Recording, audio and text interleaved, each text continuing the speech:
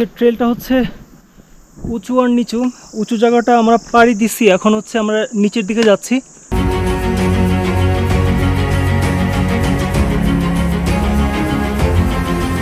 খুব বেশি নিচু দেখে এখানে শিকল বাঁধা আছে।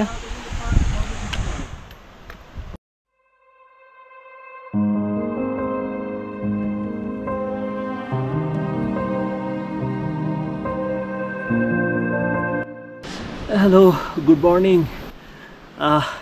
এখানে এত পরিমাণ ঠান্ডা, এই ঠান্ডায় যদি ঢাকায় থাকতাম একদম মরার মতো ঘুমাইতাম। আমরা এতদিন যত কষ্ট করছি তার থেকে ডাবল কষ্ট হচ্ছে আজকে থেকে আমাদের শুরু হয়ে যাচ্ছে। সকালে গরম গরম রং চা আর বাদাম জাতীয় খাবার খেয়ে নিয়েছিলাম যেন ঠিকভাবে আজকের লম্বা পথ চলা যায়।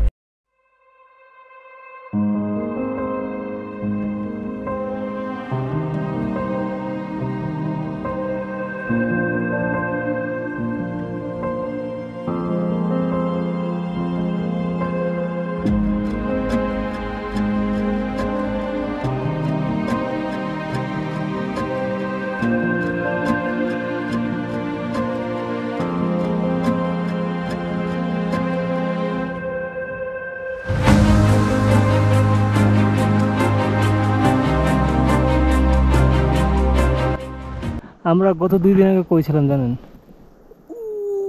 ওই যে মেঘ দেখা যায়, ওই যে মেঘের টুকরা, ওইটার নিচে হচ্ছে ব্রেকে ছিলাম আমার যতটুকু মনে পড়ে। ওইখান থেকে এখানে আসছি, 2 দিন লাগছে। আজকে আবার এখান থেকে উপরে যাচ্ছি। তবে আজকের ব্যাপারটা হচ্ছে যে আজকে আমাদের স্টে হচ্ছে আপনার 3600 সামথিং মিটারে, কিন্তু আমরা হচ্ছে আজকে প্রায় 3800 মিটারে উঠবো আগে, তারপর হচ্ছে সেখান থেকে 3600তে নামবো। মানে আজকে জাস্ট উপরে ওঠা প্রথম, তারপরে শেষের দিক দিয়ে হচ্ছে নিচে নামতে হবে।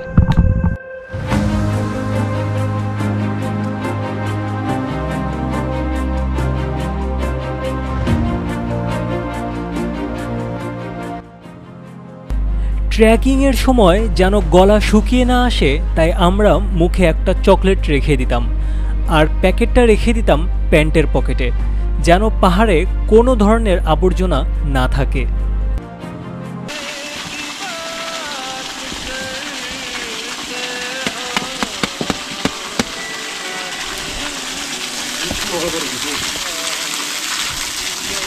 কোনগুলো নড়ে? এগুলো নড়ে?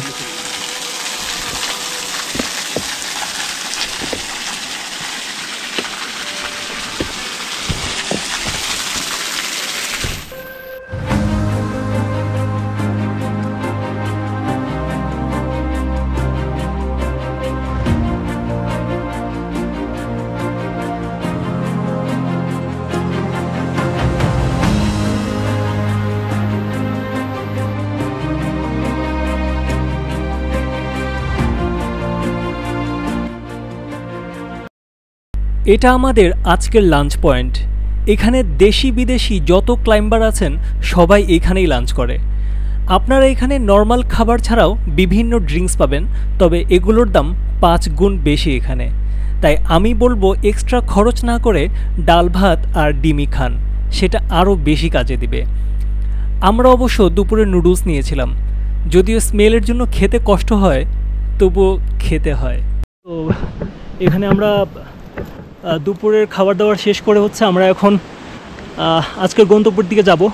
তবে এখানের যে বর্তমান অবস্থা, প্রচুর পরিমাণ ঠান্ডা বেড়ে গেছে। এখানে মনে হয় না আজকে আর সূর্য পাবো। এখানে পুরোটাই মেঘে ঢেকে গেছে, দেখাই আপনাদেরকে।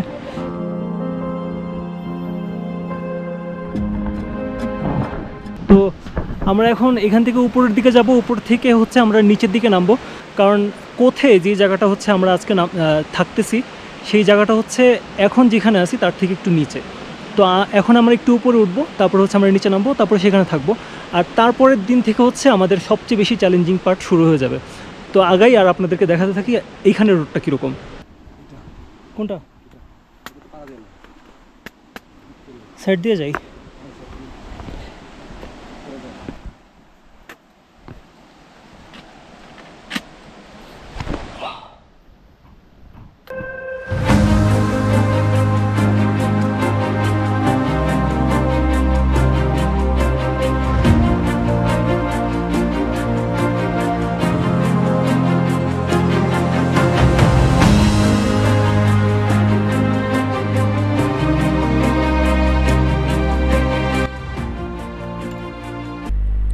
ট্রেকিংয়ের মাঝে যখন আমরা পানি পান করতাম তখন এইভাবেই একজন আরেকজনের পানির বোতল বের করে দিয়ে হেল্প করতাম।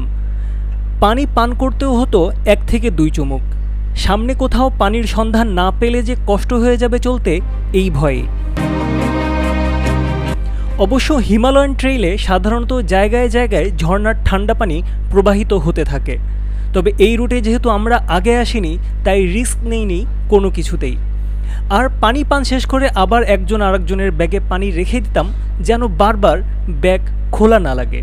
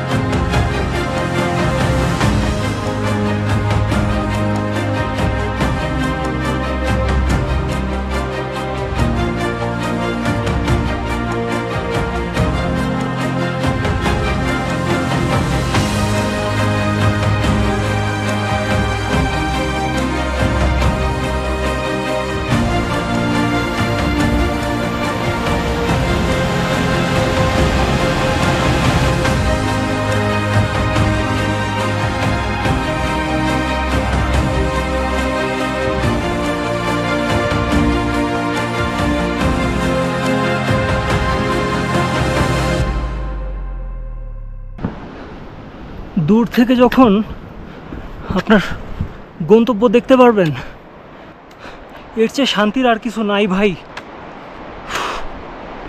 পায়ের কাফ একদম আয়রন ম্যানের মতো শক্ত হয়ে যেতেছে ভাই, এত কষ্ট লাগতেছে হাঁটতে।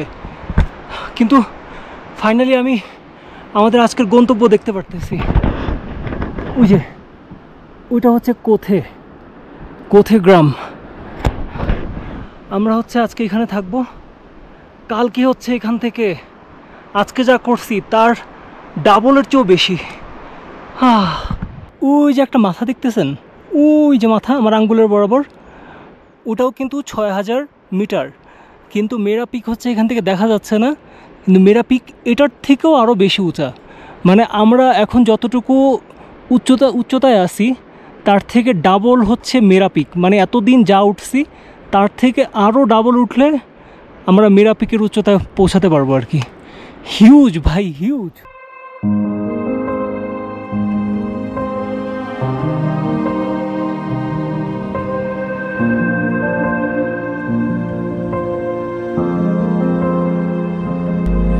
কোথে স্বপ্নের মতো সুন্দর একটা গ্রাম। কিছুটা সুইজারল্যান্ডের ফিল পাওয়া যায় এই গ্রামে আসলে। চারিদিকে সবুজ পাহাড়ে ঘেরা হলেও এখান থেকে সুউচ্চ সাদা পাহাড়ও দেখা যায়। আর এর ঘরগুলোর অবকাঠামো আর চারিদিকের পরিষ্কার পরিবেশ আপনার মন কাটতে বাধ্য। এই মেরা পিক রুটে সবচেয়ে বড় গ্রাম মূলত এটাই।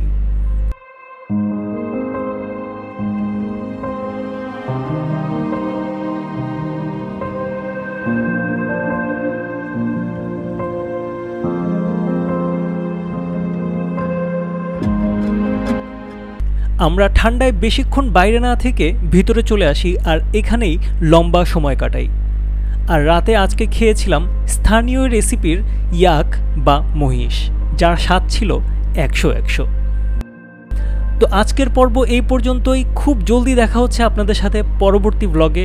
ততদিন ভালো থাকবেন, সুস্থ থাকবেন আর চ্যানেলটাও সাবস্ক্রাইব করে নেবেন।